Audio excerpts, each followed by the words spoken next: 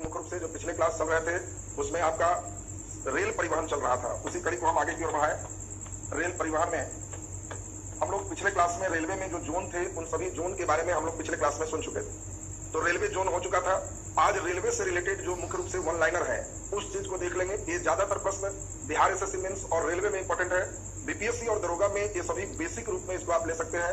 BPSC में इतना हल्का क्वेश्चन नहीं आता जो अभी हम लोग चलेंगे, लेकिन उन लोग को भी शामिल किया गया है, वीडियो दिया जाएगा। ये कारण है बेसिक लेवल ठीक है, बाकी इससे फिर वहां के ऊपर कुछ जो टर्म करंट में जुड़ेगा वो उन लोग के लिए हो जाएगा। तो चलिए अब हम लोग जरा ध्यान दें। रेल परिवहन में आज बहुत महत्वपूर्ण वन लाइनर सब चलेंगे। आप सबसे पहले देखे थे 16 अप्रैल 1853 था, पहली बार रेल मुंबई से थाने चलाए गए थे। आपको कहा जाए कि बताओ भारत में पहला विद्युतीकरण रेल कब चला? भारत में पहला विद्युत रेल कब चलाया गया था? जल्दी से आंसर दीजिए। आज सभी वन लाइनर होगा और वन लाइनर में आप लोग आंसर देते जाओगे, हम केवल क्वेश्चन पूछेंगे और आप लोग आंसर करते जाओगे। जल्दी चैट बॉक्स पे आंसर दीजिए। भारत में पहला विद्युत रेल, वेरी गुड, बहुत बढ़िया, 1925, वेरी गुड, बहुत अच्छी बात है। मैक्सिमम बच्चे बिल्कुल सही जवाब दिए, 1925। जल्दी बताइए कहां से कहां चलाया गया था? लिखिए जल्दी जल्दी, 1925 कहां से कहां? तो हम लोग जानते हैं 1925 में ये चलाया गया था मुंबई टू कुर्ला, मुंबई से कुर्ला ये सबसे पहला विद्युत रेल चलाया गया। एक बार क्वेश्चन ये भी आया है कि पहला विद्युत रेल जो चलाया गया उस समय भारत का, बोलिए, नेतृत्व कौन कर रहा था अंग्रेज में? जल्दी बता दे, वायसराय का नाम क्या था?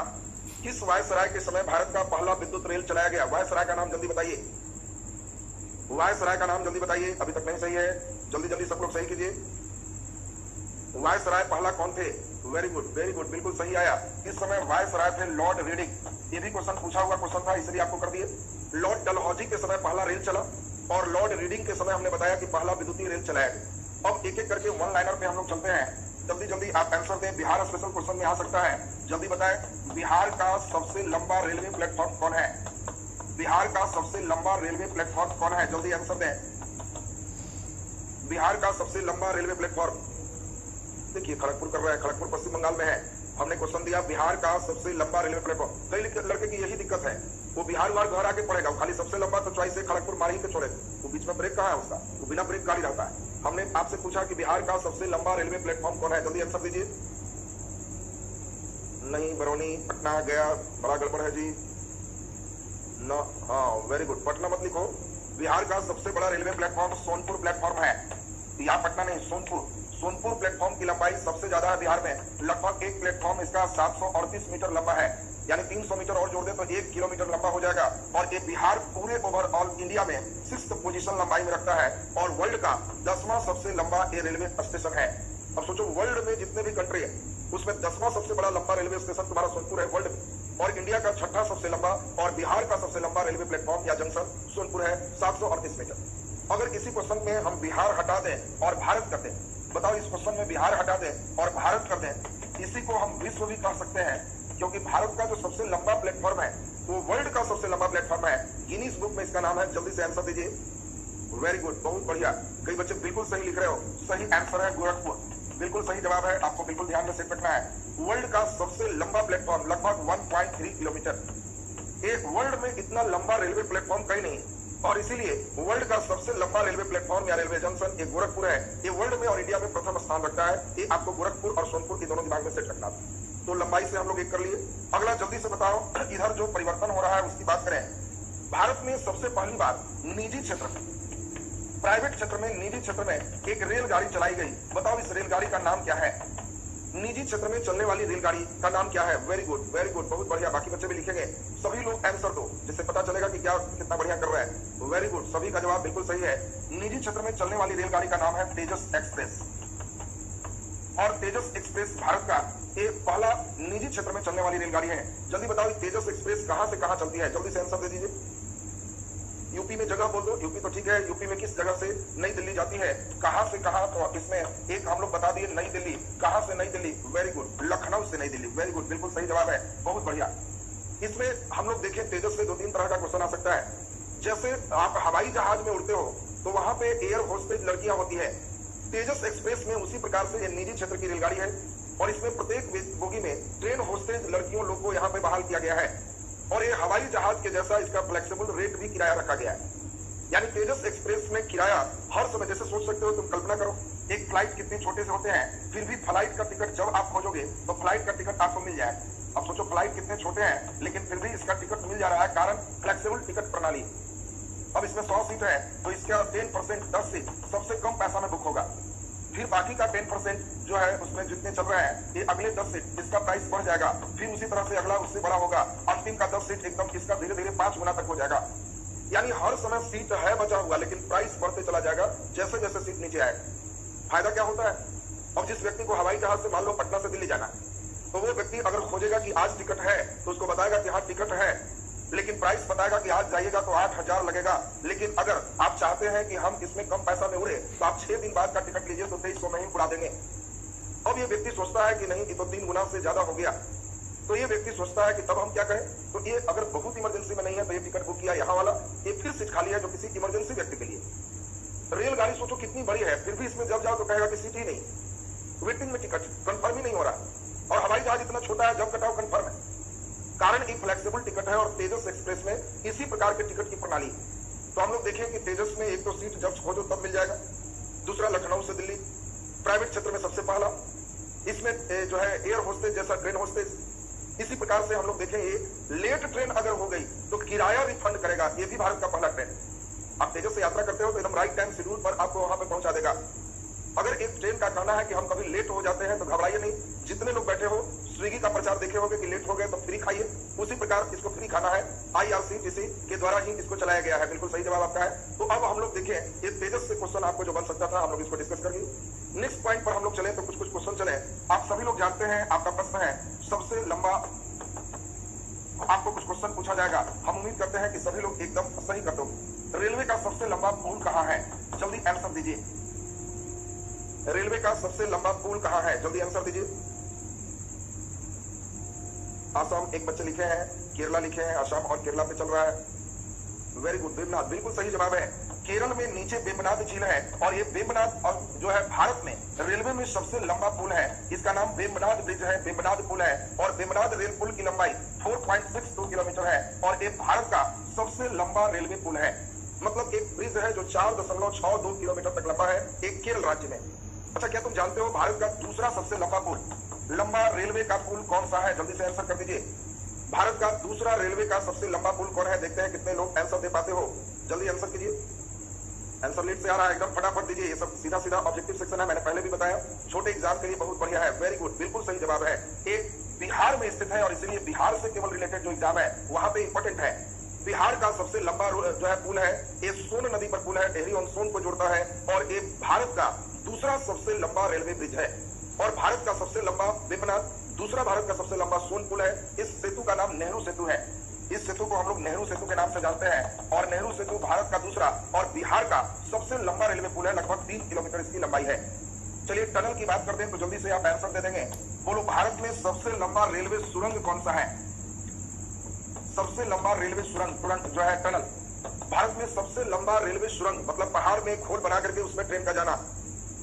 जल्दी जल्दी आंसर, अभी तक बहुत ज्यादा नहीं आंसर आप। हाँ वेरी गुड, जम्मू कश्मीर, बिल्कुल सही जवाब आपका आया है। जल्दी बता दो सुरंग कौन सा है? सुरंग कौन सा है? बिल्कुल सही जवाब चल रहा है। वेरी गुड, बिल्कुल सही जवाब। पीर पंजाल सुरंग इसका नाम है और पीर पंजाल सुरंग आप जानते हो बनिहाल दर्रा के पास है और बनिहाल दर्रा में पहाड़ में जो है होल कर छेद कर करके, और ये सबसे लंबा सुरंग है। अब सोच लो 11.2 किलोमीटर का सुरंग है। मतलब इस सुरंग में अगर ट्रेन गुजरती होगी तो आप हाल का अंदाजा तो तुम भी लगा लिए होगे कि यात्री कितने बेहाल हो जाते होंगे। 11 किलोमीटर तक पहाड़ के अंदर चल रहा है और ये जम्मू कश्मीर का पीर पंजाल सुरंग ये भारत का सबसे लंबा रेलवे सुरंग है। चलिए जल्दी से अगला नंबर हम लोग एकदम आसान क्वेश्चन चले। आज तो छोटे छोटे कई प्रश्न चल रहे हैं जो सुन के आपको याद करना है। जल्दी बता दो भारत में सबसे लंबी दूरी की रेलगाड़ी कौन है? ये सभी लोग का सही हो जाएगा। वेरी गुड, बहुत बढ़िया। देखिए बिल्कुल सही जवाब है, बिल्कुल सही जवाब है। भारत में सबसे लंबी दूरी की जो ट्रेन है ये हमारा जो है डिब्रूगढ़ से लेकर के और कन्याकुमारी तक जाता है। डिब्रूगढ़ से कन्याकुमारी तक के जो रूट देख रहे हो ये भारत की सबसे लंबी दूरी का ट्रेन है और आप जानते हो इसी ट्रेन को हम लोग विवेक एक्सप्रेस के नाम से जानते हैं। तो आपसे पूछा जाए सबसे लंबी ट्रेन तो विवेक एक्सप्रेस है, लगभग 4300 किलोमीटर 46 किलोमीटर इस ट्रेन की लंबाई है। मतलब इसके मार्ग की लंबाई है जो है 4286 किलोमीटर और ये भारत का सबसे लंबा डिब्रूगढ़ से, ये जगह का नाम है डिब्रूगढ़ और डिब्रूगढ़ से कन्याकुमारी तक की ट्रेन जाती है। तो आपको कभी भी क्वेश्चन पूछा जाए कि भारत में सबसे लंबी दूरी तक जाने वाली रेलगाड़ी तो आप कहोगे कि समझ गए डिब्रूगढ़ से कन्याकुमारी विवेक एक्सप्रेस 4286 किलोमीटर।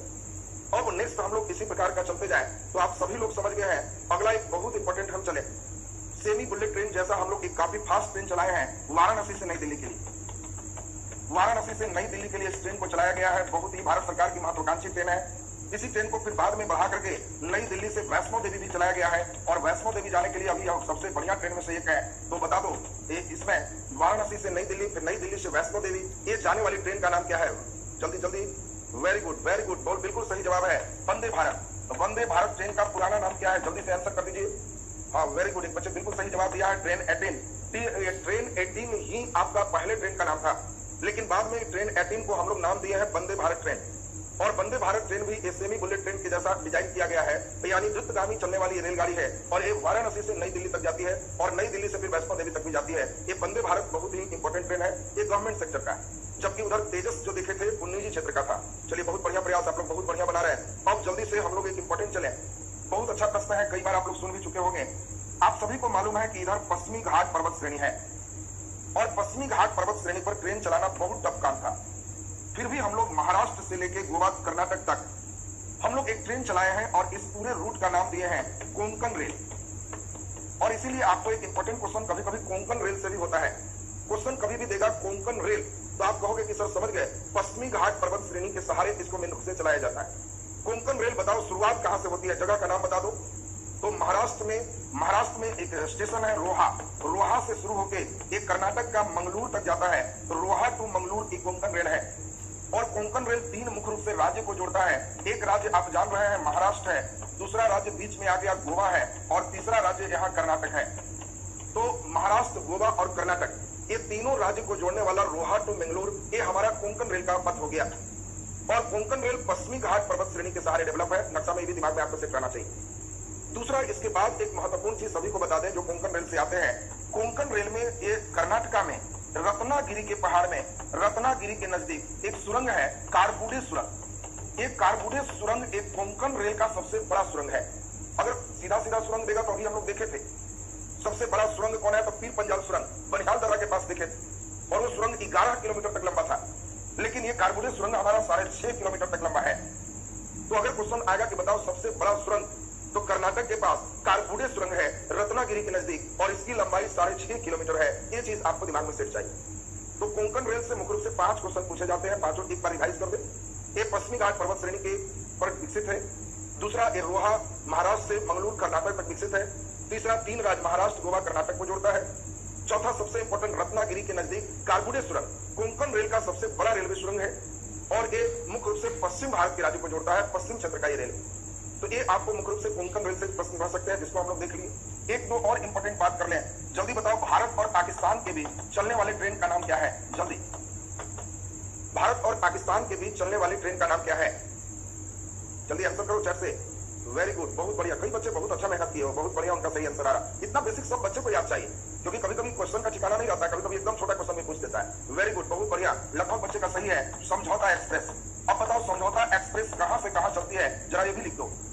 समझौता एक्सप्रेस कहां से कहां चलती है, जरा पूरा दोनों रूट लिख दीजिए, कहां से कहां। जल्दी जल्दी, आंसर दोनों नहीं आ रहा है। अटारी टू लाहौर, दिल्ली से लाहौर लिख रहे हैं, और जल्दी से लिखिए कोई, और जल्दी से लिखिए। वेरी गुड, बहुत बढ़िया बहुत बढ़िया। मुख्य रूप से दिल्ली नहीं कहिए, पंजाब के पास अटारी टू लाहौर ही सही है। तो हम लोग अब देखिए, समझौता एक्सप्रेस से भी क्वेश्चन कभी कभी आता है, अटारी टू लाहौर का बिल्कुल सही जवाब है। अब हम लोग यहां से मुख्य पर आते हैं, जो भारत के मुख्य रूप से पर्यटक ट्रेन है।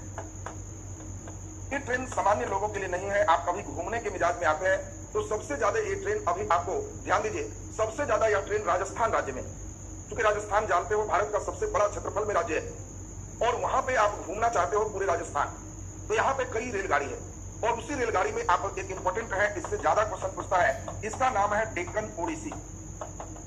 डेक्कन ओडिसी एक बहुत इंपॉर्टेंट आपको क्वेश्चन है। नाम ओडिसी है तो समझ ही रहोगे, उड़ीसा से रिलेटेड। जल्दी बताओ, डेक्कन ओडिसी जो पर्यटक ट्रेन है किस राज्य में चलती है? जल्दी आंसर दे दो। डेक्कन ओडिसी किस राज्य में चलती है? आपको चॉइस दे देते हैं। चॉइस ए उड़ीसा, चॉइस बी आपको है महाराष्ट्र, चॉइस सी आपको है गुजरात, चॉइस डी आपको है राजस्थान। जल्दी से आंसर करें, डेक्कन उड़ीसा किस राज्य में चलती है? संतोष जी, राइट हैंड करने का कोई जरूरत नहीं है, सीधा कमेंट्स लिखिए, कमेंट्स लिखिए, मुझे जैसा राइट हैंड क्यों कर लेते हो? कमेंट्स लिखो, वहां से तब पढ़ पाए। चलिए हम लोग देखें, बहुत बढ़िया। डेक्कन उड़ीसा किस राज्य में चलती है, आपको क्वेश्चन दिया गया है। सही आंसर मैक्सिमम बच्चे का देख पा रहा है, डी की ओर इशारा है। मैक्सिमम बच्चे डी की ओर कर रहे हैं और इसमें मैक्सिमम बच्चे का लड्डू नंबर आ गया। डेक्कन उड़ीसा महाराष्ट्र में चलने वाली ट्रेन है और इसलिए सही आंसर बी है। ये आपको महाराष्ट्र से गोवा चलता है। महाराष्ट्र से गोवा मुख्य रूप से सफर आपको कभी घूमना है तो महाराष्ट्र से गोवा घूमने के लिए आपको एक महत्वपूर्ण ट्रेन है जिसका नाम है डेक्कन उड़ीसी। और इसीलिए यह क्वेश्चन कई बार पूछे हुए भी है कि लड़का उड़ीसी देख के उड़ीसा मारे या राजस्थान घूमने जाए, नंबर बराबर वो भी घूमने चला जाए, आंसर महाराष्ट्र हो जाएगा। नेक्स्ट अगला नंबर हम लोग चले जो बहुत इंपॉर्टेंट है। अब ये है दो train, heritage on wheels. Heritage on wheels, तो बताओ हेरिटेज ऑन व्हील्स एक किस राज्य की ट्रेन है? हेरिटेज ऑन व्हील्स किस राज्य की ट्रेन है? वेरी गुड, ये बिल्कुल सही आपका जवाब है। एक पूरे राजस्थान का भ्रमण कराता है, यानी आप डेक्कन उड़ीसी महाराष्ट्र का है। हेरिटेज एंड व्हील्स जब कहें, हेरिटेज का मतलब होता है विरासत। हेरिटेज मीन्स विरासत और व्हील माने चक्का। चक्का पर बैठ के पूरे राजस्थान की विरासत जो मुख्य चीज है वो आप घूम करके देख सकते हो। अगला नंबर हम लोग देखें, रॉयल राजस्थान ऑन व्हील्स। तो ये तो नाम ही लग गया, रॉयल राजस्थान और व्हील्स मतलब राजस्थान की एक पर्यटन ट्रेन है। अगला एक बहुत इंपॉर्टेंट ट्रेन है palace on wheels. Palace on wheels, आपसे पूछा जाए जल्दी बताओ पैलेस ऑन व्हील्स ये किस राज्य के ये भी ट्रेन है? वेरी गुड, बिल्कुल सही जवाब सबका चल रहा है, ये भी राजस्थान की ट्रेन है। ये सभी देखो शाही ट्रेन है, इसमें गरीबों का गुजारा नहीं है। एक एक दिन का एक आदमी का 10-10 हजार रुपया किराया होगा और अगर 5 दिन के लिए घूमने गया तो 50,000 60,000 तक इधर ट्रेन में किराया लगेगी दिल्ली से राजस्थान इसके जाने घूमने। दिल्ली से राजस्थान जाने में रॉयल वाला जो आप पढ़े वो आपका दिल्ली से राजस्थान था। बाकी हम लोग जरा ध्यान दें, ये शाही ट्रेन का मतलब एकदम राजा महाराजा जैसा उसमें सुविधा व्यवस्था है। आप दोनों तरफ से एकदम देख भी सकते हैं तो लगेगा कि राजा महाराजा का फीलिंग आ रहा है। पैसा इतना लेता है कि भिखारी बना देगा मध्य वर्ग को, ये राजा महाराजा के लिए मुख्य रूप से। अब एक और आपको चला है, ये एक्सप्रेस का नाम है महाराजा एक्सप्रेस। महाराजा एक्सप्रेस, अगर पुराने ट्रेन को छाट दें तो महाराजा एक्सप्रेस ये सबसे महंगा है। आप अगर नेट पे सर्च भी करोगे कि भारत का सबसे महंगा ट्रेन कौन है तो यही आएगा महाराजा एक्सप्रेस, सबसे महंगा। और महाराजा एक्सप्रेस दोनों तरफ से चलती है, ये मुंबई से भी दिल्ली जाती है, मुंबई से दिल्ली जाती है वो भी महाराजा एक्सप्रेस है, और कोलकाता से भी दिल्ली जाती है। यानी मुंबई से दिल्ली और कोलकाता से दिल्ली ये दोनों जगह का सफर आप महाराजा एक्सप्रेस में महाराजा बनके कर सकते हो। बहुत कॉस्टली ट्रेन, तो इसीलिए आपको कोलकाता दिल्ली और मुंबई से दिल्ली महाराजा एक्सप्रेस सबसे कॉस्टली ट्रेन से सफर कर सकते हैं। और ये जितने ट्रेन का नाम हम लिखे ये सभी ट्रेन के ऊपर हमने लिखा एक पर्यटक ट्रेन। पर्यटक का मतलब है घूमने वाले जो है वो लोग इस पर मुख्य रूप से यात्रा करते हैं। ज्यादातर भारत में विदेशियों के द्वारा या उच्च वर्ग के फैमिली के द्वारा उन ट्रेनों में सफर किए जाते हैं। चलिए अब हम लोग जरा देख लें, थोड़ा सा क्वेश्चन अभी आजकल प्रासंगिक चल रहा है, मेट्रो ट्रेन। मेट्रो से रिलेटेड ट्रेन आपको आ सकते हैं। बताओ मेट्रो किस लिए चला जाते हैं? महानगरों में ज्यादा भीड़ होने के लिए कि कम रहने के लिए? पहले तो आप ही बताओ। मेट्रो मुख्यतः नगर और महानगर में चलाए जाते हैं। मेट्रो ट्रेन चलाने का उद्देश्य है महानगर में भीड़ अधिक रहे या भीड़ कम रहे। कई बच्चे कम लिख रहे हैं, सोच लो, महानगरों में भीड़ कम हो, जाम की बात नहीं है, भीड़ कम हो या भीड़ ज्यादा हो। चलिए सब लोग कम अधिक भी 1-2 लड़के लिख दिए हैं और ज्यादातर बच्चे कम ही लिख रहे हैं, वेरी गुड। मेट्रो ट्रेन इसीलिए चलाते हैं कि 2-3 खासियत है। मेट्रो का मतलब है कई जगह जमीन के अंदर भी इसको हम लोग चला लेते हैं। तो एक तो है कि यह अतिरिक्त सड़कों पर कोई दबाव नहीं दिया, अंदर ही चल गया, और इससे जाम से छुटकारा भी मिलेगा। और जो भी व्यक्ति शहर में कार्य करते हैं उनको टाइमली ले आए और टाइमली इस शहर से आउट कर दे। शहर में ज्यादा भीड़ रात में सोने में न हो, ताकि भूकंप आए, कोई घटना हो तो बहुत बड़ी हादसा यहाँ पे ना हो जाए। और इसीलिए मेट्रो ट्रेन हम लोग चलाते हैं। लेकिन दिल्ली क्या है आप सभी लोग जानते हो। अब जैसे कोलकाता की बात करें, सबसे पहला मेट्रो ट्रेन भारत में कोलकाता में ही चलाया गया इंदिरा गांधी के द्वारा। 1972 में इसकी शुरुआत हुई। सभी बच्चे स्टेशन जानते होंगे, दमदम से टोलीगंज। बात सुनेंगे, बहुत इंपॉर्टेंट चीज बता रहे हैं आपको। दमदम से टोलीगंज ये भारत का सबसे पहला मेट्रो ट्रेन कोलकाता चलाया गया। जो मेट्रो ट्रेन चलाए गए वो भूमिगत थे, जमीन के अंदर थे। लेकिन जब यही हमारा मेट्रो ट्रेन दिल्ली में गया तो दिल्ली में सबसे बड़ी समस्या क्या थी कि आप जानते हो कि दिल्ली यमुना नदी के किनारे, और यमुना नदी के किनारे जब है तो नदी के किनारे हम अगर भूमिगत कोई कार्य करते हैं, ऐसा संभव है कि कहीं से अगर इसके लीकेज होकर दबाव के कारण अगर ये पानी इसमें इन कर जाता है तो बहुत बड़ा हादसा यहाँ हो सकता है। और इसीलिए दिल्ली में आप देखोगे कि जब यही मेट्रो का डिजाइन किया गया तो नदी के पास या जहां भूमि का स्तर बहुत अच्छा नहीं था तो वहां पे मेट्रो ट्रेन दिल्ली में सड़क के ऊपर चला दिया गया, और जहां पे अच्छी स्थिति रही वहां पे भूमिगत भी चलाया गया। और दिल्ली में भूमिगत भी है और ऊपरी भी है, दोनों तरह के मेट्रो ट्रेन चलाए। तो मेट्रो ट्रेन हम लोग देखें कि सबसे पहले कोलकाता में शुरू हुआ, 2002 आते आते दिल्ली में भी स्टार्ट हो गया। और दिल्ली में आप सभी लोग जानते हो शाहदरा से 30 हजारी, इसको हम लोग शुरू कर दिए। अब इसमें हम लोग ध्यान दें, कोलकाता हुगली के किनारे, हुगली में कोई वैसा है नहीं। हुगली आप जानते हो गंगा का मेन पार्ट आगे बढ़ के पद्मा के नाम से बांग्लादेश में कर जाती है। हुगली के बारे में आपको पढ़ाए भी थे कि मेन नदी पद्मा उधर मूव कर जाती है। इसी का एक छोटा ब्रांच ये हुगली है यहाँ पे। और कोलकाता शहर बहुत मेन रूप से इससे दूरी पर है, बहुत नजदीक में खतरा कर सकता है, लेकिन उतना नजदीक इसको बनाया नहीं गया है। तो अब दिल्ली में वो बात नहीं है, दिल्ली में यमुना फॉर्म में है, क्योंकि यमुना उससे आगे बढ़ते हुए आप जानते हो प्रयागराज में गंगा यमुना का संगम होती है। अब यहाँ पे हम लोग देखें अभी वर्तमान में, अच्छा बताओ साउथ इंडिया में, दक्षिण भारत में सबसे पहले किस जगह पर मेट्रो ट्रेन चला? चॉइस में आपको दे दें चेन्नई, आपको सोच के बताना है। सबसे पहले चला चेन्नई, बैंगलोर, विशाखापट्टनम, मुंबई। आप जल्दी बताओ दक्षिण भारत में सबसे पहले मेट्रो कहां चला? जल्दी जल्दी आंसर दीजिए। अरे सभी तरह का आंसर दे रहा, तुम लोग तो गजब उड़ा रहा है। कोई लड़का बेंगलोर लिख रहा है, कोई लड़का चेन्नई लिख रहा है, कोई लड़का मुंबई भाग रहा है, देख रहा है विशाखापट्टनम बच गया तो हम मार देते हैं। वेरी गुड, बहुत बढ़िया। राइज हैंड क्यों करते हो जी मुझे जैसा? लिखो चैट में, अगर राइज हैंड करने वाला को टेक्निकल टीम से बोलेंगे हटा देगा, फिर मीटिंग में जुड़ोगे ही नहीं। राइज हैंड वाला बटन नहीं दबाओ, जो दबाना है वहां चैट में जाओ, वहां लिखो कि हाँ हमारा एक आना। चलिए बहुत अच्छी बात है, बहुत बढ़िया, मैक्सिमम बच्चे सही किए। आपको ध्यान में सेट करना है कि दक्षिण भारत में सबसे पहला मेट्रो बेंगलोर में चला है, इसलिए सही आंसर बेंगलोर होगा। और इसीलिए बेंगलोर सही आंसर था, चेन्नई, विशाखापट्टनम और मुंबई इसमें सही आंसर नहीं था। अब इंपॉर्टेंट चीज एक और हम लोग सुनते हैं तो इधर से स्पष्ट आपका हो जाएगा। अब सबसे महत्वपूर्ण चीज आपको बता दें, इधर मेट्रो छोटे छोटे नगरों में पटना, लखनऊ, तीन सभी चीज में भी विकसित करने का योजना चल रहा है। और आपको एक इंपॉर्टेंट प्रश्न होगा, पटना मेट्रो अब धीरे धीरे शुरू होने जा रहा है और बिहार में पटना मेट्रो जो बन रहा है, तो बिहार के एग्जाम के लिए ये अब इंपॉर्टेंट हो गया। जल्दी बताओ पटना मेट्रो के निदेशक किन्हें बनाया गया है? ये अच्छा प्रश्न है। पटना मेट्रो के निदेशक किन्हें बनाया गया है? ये आंसर जल्दी से सही कर दो। पटना मेट्रो के निदेशक किन्हें बनाया गया है? हम समझते हैं वीडियो में बफरिंग आ गया है, अच्छा हो सकता है नेट का कमी से आप लोग, लेकिन चलो कोई बात नहीं, आंसर खींच लो, निकल जाएगा। जल्दी आंसर कीजिए, बफरिंग अभी चेक किया जा रहा है। वीडियो रुक गया, छोड़ दो, सुन रहे होगे हमको आंसर दो। आनंद किशोर, श्रीनिवास, और ये क्या क्या आंसर दिख रहा है? श्रीनिवास, ज्यादा लोग आ रहे हैं। पटना मेट्रो के निदेशक किन्हें बनाया गया है? अभी चेक किया जा रहा है।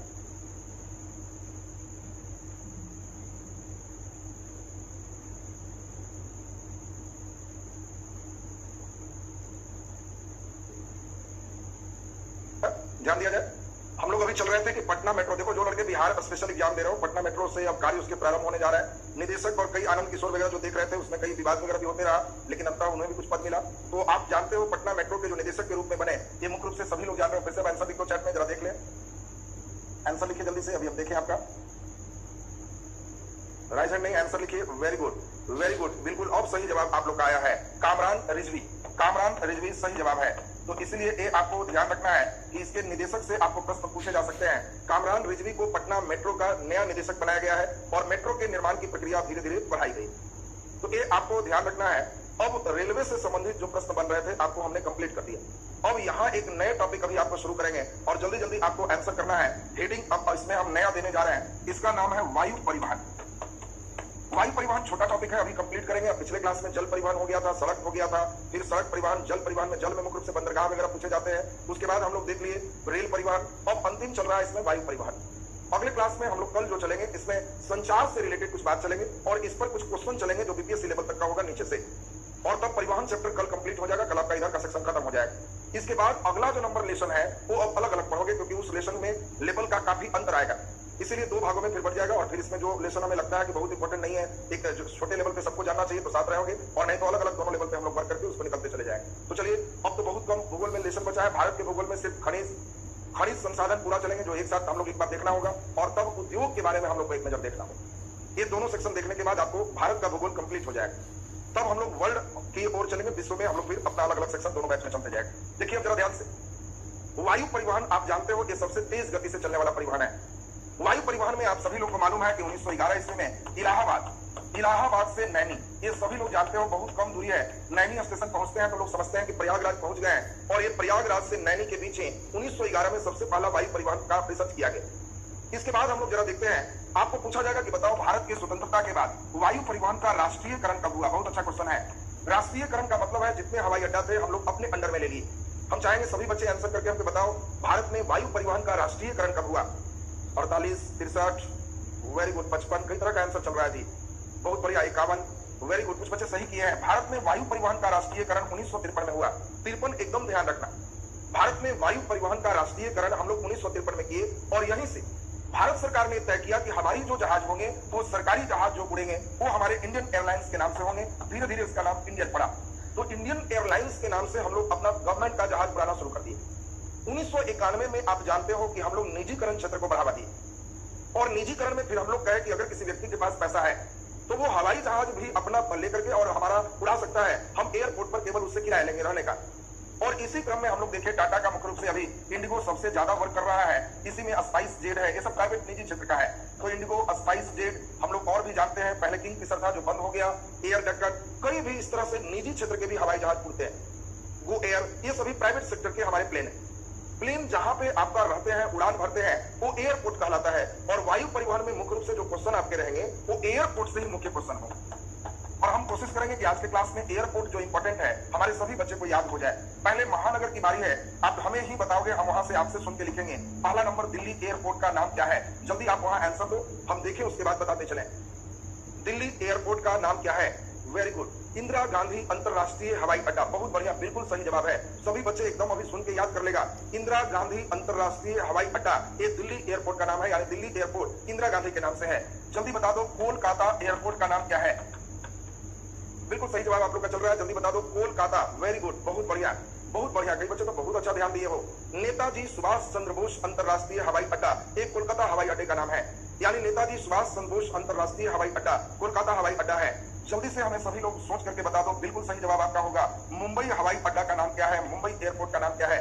जल्दी से जल्दी, एकदम वाह, very good, very good. Chhatrapati Shivaji अंतरराष्ट्रीय हवाई अड्डा मुंबई हवाई अड्डा का नाम है, तो छत्रपति शिवाजी अंतरराष्ट्रीय हवाई अड्डा बिल्कुल सही जवाब है।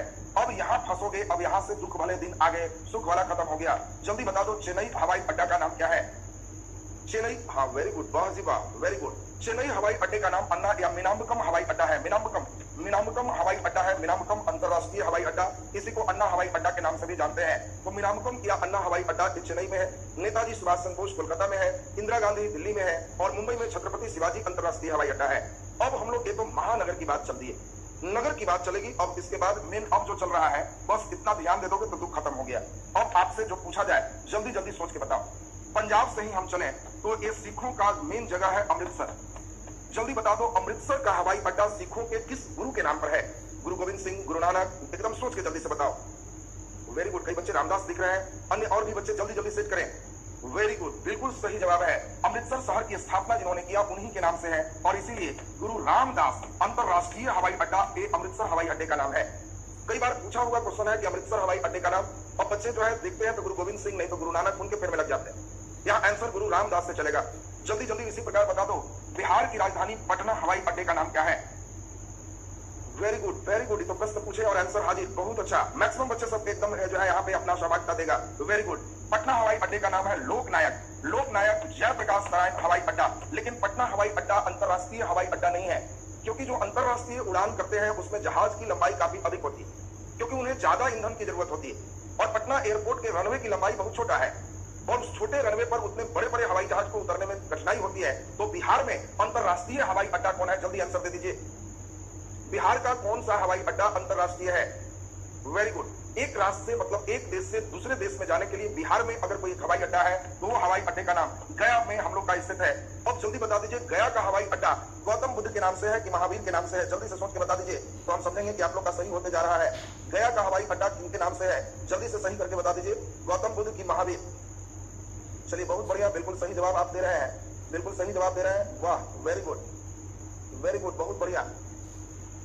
गया के हवाई अड्डा का नाम किनके नाम से है? हमने ये क्वेश्चन पूछा और देख पा रहे हैं कि सभी लोग बिल्कुल सही जवाब दे रहे हैं, गौतम बुद्ध के नाम से है, गौतम बुद्ध के नाम से है। चलिए चलिए चलिए, बहुत बढ़िया, बहुत बढ़िया, बिल्कुल सही जवाब अब आया है। इसको गया अंतरराष्ट्रीय हवाई अड्डा कहते हैं। ये कोई बुद्ध के नाम से नहीं है, ना महावीर के नाम से है, सिर्फ गया अंतरराष्ट्रीय हवाई अड्डा सीधा सीधा है, कोई गौतम बुद्ध और महावीर के नाम से नहीं था। ये सही हमने पूछ लिया। ये गया हवाई अड्डा आपको हमने बताया कि अंतरराष्ट्रीय हवाई अड्डा है। यहाँ से मुख्य रूप से हज यात्रा पर जो लोग जाते हैं सऊदी अरब की उड़ान होती है, यानी सऊदी अरब जिन लोगों को जाना है गया हवाई अड्डे से उनकी उड़ान शुरू होती है। ये चीज आपको ध्यान रखना था। चलो उत्तर प्रदेश की राजधानी लखनऊ की बात करते हैं। लखनऊ हवाई अड्डे का नाम क्या है? जल्दी आंसर कीजिए। वेरी गुड, वाह बिल्कुल सही जवाब है, चौधरी चरण सिंह अंतरराष्ट्रीय हवाई अड्डा। ये लखनऊ हवाई अड्डे का नाम है, यानी लखनऊ हवाई अड्डे का नाम हो गया चौधरी चरण सिंह अंतरराष्ट्रीय हवाई अड्डा। बिल्कुल सही जवाब। अब हम आपको कुछ महापुरुषों के नाम से हवाई अड्डा याद करवा दें, आपको क्लियर हो जाएगा। बहुत अच्छा क्वेश्चन है। हम अपने बाबा साहेब भीमराव अंबेडकर की बात करें, बताओ डॉक्टर बाबा साहेब भीमराव अंबेडकर हवाई अड्डा कहाँ है? बहुत अच्छा प्रश्न है, वेरी गुड। तो प्रश्न लिखने के साथ आप लोग आंसर करते हो, बहुत मजा आ रहा है, बहुत बढ़िया। चित्रंजन जी आपको भी रिमूव कर दिया जाएगा, रिमूव हो जाओगे फिर क्लास छूट जाएगा। राइट हैंड नहीं करो, जो है कमेंट बॉक्स में डालो। अभी 2-3 लड़के इसी में रिमूव हो गए, बिना मतलब जो चीज मना करते हैं फिर बैठ के वही करते हो। रिमूव हो जाओगे तो क्लास हमारा खत्म हो गया। जल्दी से बाबा साहेब हवाई अड्डा कहाँ है? बाबा साहेब हवाई अड्डा कहाँ है? जल्दी से सोच के बता दीजिए। बिल्कुल सही जवाब, बिल्कुल सही जवाब, वाह बहुत मजेदार और बिल्कुल सही जवाब हम देख पा रहे हैं। तो चलिए बहुत अच्छी बात, नागपुर महाराष्ट्र बिल्कुल सही जवाब है। यानी बाबा साहेब हवाई अड्डा हमारा कहाँ है? नागपुर, बिल्कुल सही जवाब है। और जैसा कि आप देख पा रहे हैं मैक्सिमम बच्चे सही कर रहे हैं, जल्दी से सही करो। राजीव गांधी अंतरराष्ट्रीय हवाई अड्डा कहाँ है? जल्दी से सही करिए। राजीव गांधी अंतरराष्ट्रीय हवाई अड्डा, वेरी गुड वेरी गुड, बहुत सी बात। चेन्नई लिखे, और चेन्नई तो अभी बताया थे, मीनामुकम और अन्ना। राजीव गांधी, वेरी गुड, बहुत सही जवाब है। आप जानते हो हैदराबाद एयरपोर्ट जो नाम है, ये हैदराबाद एयरपोर्ट का नाम राजीव गांधी हवाई अड्डे के नाम से विख्यात है, तो इसीलिए ये हैदराबाद सही आंसर हो जाएगा। जल्दी से एक और बहुत अच्छा क्वेश्चन आपसे पूछते हैं। सरदार वल्लभ भाई पटेल, जल्दी, सरदार वल्लभ भाई पटेल हवाई अड्डा कहाँ स्थित है? सरदार वल्लभ भाई पटेल हवाई अड्डा, गुजरात नहीं लिखो, गुजरात में जगह लिखो, गांधीनगर, अहमदाबाद। देखो कई बच्चे अहमदाबाद लिख रहे हैं, बिल्कुल सही जवाब इनका है वल्लभ भाई पटेल, अहमदाबाद होगा। तो सरदार वल्लभ भाई पटेल हवाई अड्डा अहमदाबाद, बिल्कुल सही जवाब है। अच्छा जल्दी बता दो, लाल बहादुर शास्त्री, इनका नाम के हवाई अड्डा कहाँ है? लाल बहादुर शास्त्री हवाई अड्डा कहाँ है? वाह, बिल्कुल सही जवाब, बिल्कुल सही जवाब, सही आंसर वाराणसी। लाल बहादुर शास्त्री हवाई अड्डा कहाँ स्थित है? वाराणसी, बिल्कुल सही जवाब है। अच्छा चलो, एक आजादी के जश्न में बहुत बढ़िया मेन जो अपना बलिदान दिए, वीर सावरकर, इनका भी नाम बहुत बढ़िया पूछा जाता है, वीर सावरकर। वीर सावरकर हवाई अड्डा कहाँ स्थित है? जल्दी से आंसर दे दीजिए। वेरी गुड, अंडमान निकोबार में उसकी capital port Blair, port Blair का जो हवाई अड्डा है उसको वीर सावरकर हवाई अड्डा के नाम से जानते हैं, तो वीर सावरकर पोर्ट ब्लेयर, बिल्कुल सही जवाब है। अच्छा जल्दी से सोच करके बताओ, राजा भोज हवाई अड्डा कहाँ है? जल्दी सोच के, ये सही करो तो समझेंगे सीख रहा है। राजा भोज हवाई अड्डा, बिल्कुल सही जवाब चल रहा है, राजा भोज। राजा भोज हवाई अड्डा कहाँ है? वेरी गुड, बहुत बढ़िया, बिल्कुल सही जवाब। और सही जवाब आपका है भोपाल, बहुत अच्छी बात है, बहुत बढ़िया।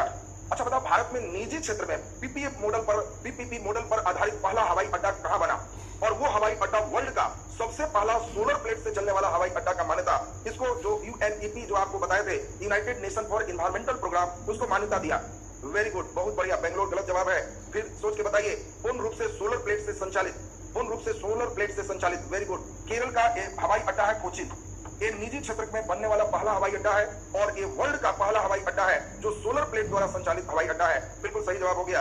एक और आपसे पूछ ले तो हम समझेंगे कि हवाई वाला से भी आपको क्वेश्चन बन जाएगा। यानी वायु परिवहन से मुख्य रूप से ज्यादातर जो प्रश्न होते हैं वो आपका यही एयरपोर्ट से रिलेटेड होता है। एक क्वेश्चन का जवाब और दे दीजिए, एक महापुरुष का नाम और ले लें। शहीद भगत सिंह हवाई अड्डा कहाँ पे है? जल्दी, शहीद भगत सिंह के नाम से हवाई अड्डा कहाँ है? जगह बोलो, कौन सा एयरपोर्ट, कौन सा एयरपोर्ट वो बताओ, राज्य मत बताओ, कौन सा एयरपोर्ट। कई बच्चे पंजाब केवल कर रहा है, पंजाब में तो अभी हम लोग देखे थे गुरु जी का नाम रामदास। लुधियाना, लुधियाना गलत जवाब है। अमृतसर गलत जवाब है। और जल्दी से सोच लीजिए, चंडीगढ़ नहीं, नहीं सही कर पा रहे हो, सही नहीं कर पा रहे हैं, नहीं, पटियाला भी नहीं होगा। अब सही जवाब आया, सही जवाब है मोहाली। सरदार भगत सिंह के नाम से हवाई अड्डा मोहाली में है, इसलिए मोहाली सही जवाब था। तो चलिए अब हम लोग यहाँ पे सुन लें, अब हम लोग इंपॉर्टेंट चीज सुने। ये तो आप देखे जो परिवहन से संबंधित था, ये बात हो गई। कल का क्लास मिस नहीं करना, सबसे इंपॉर्टेंट क्लास है। कल हम लोग का क्लास मुख्य रूप से होगा संचार से रिलेटेड, कम्युनिकेशन, सबसे पहले टेलीफोन, डाक, स्पीड पोस्ट सभी, और कल क्वेश्चन आंसर चलेगा। और इसीलिए जितने भी अच्छे प्रश्न हैं रेलवे को लेकर बीपीएससी तक, कल ये बेहतर सभी प्रश्न इसमें आपको संचार और परिवहन से रिलेटेड क्वेश्चन कर दें। कल आपका ये लेसन पूरा खत्म हो जाएगा। उसके बाद 2 लेसन आपको और चलना है, एक हम लोग खनिज संसाधन और दूसरा उद्योग देखेंगे। इसमें पिछला का वीडियो ऐप में अपलोड नहीं है, जरूर हो गया होगा, ऐप पे वीडियो अपलोड है। रेलवे का आपको हम बताए हैं कि जो अगर किसी को लगता है कि ये वीडियो अपलोड नहीं है, ये केवल कृषि में, रेलवे में वो भी अपलोड है। दरोगा बीपीएससी बैच में एक जो पढ़ाए थे खरीफ फसल, रबी फसल, जायद फसल, वो क्रांति के बारे में, वो क्रांति वाला केवल ये दरोगा बीपीएससी बैच में बाकी, क्योंकि हमने बताया था कि उसमें साउंड नहीं आया, कृषि का सेक्शन क्यों नहीं है, वो संडे चला जाएगा, आपको फिर से पढ़ाना पड़े तो पढ़ा करके वहां पे कर लेंगे। बाकी इसमें ध्यान दीजिए, बाकी जो भी बच्चे हो, हर दरोगा बीपीएससी में तो आप लोग बताए हैं कृषि पार्ट 2 नहीं, इसके अलावे किसी को कोई लगता है कि बाकी रह गया है तो 7004238065 इस पे लिख दो, व्हाट्सएप कर दो। व्हाट्सएप करोगे आसान होगा, व्हाट्सएप में लिख दो कि हमारा ये टॉपिक अपलोड नहीं है, यही अपलोड करते हैं टेक्निकल टीम में, आप लिखोगे तो आसानी होगा, ये अपलोड करते हैं। ज्योग्राफी पीडीएफ अभी लोड करवाते हैं, ज्योग्राफी अभी जस्ट लोड करा देते हैं आप लोग।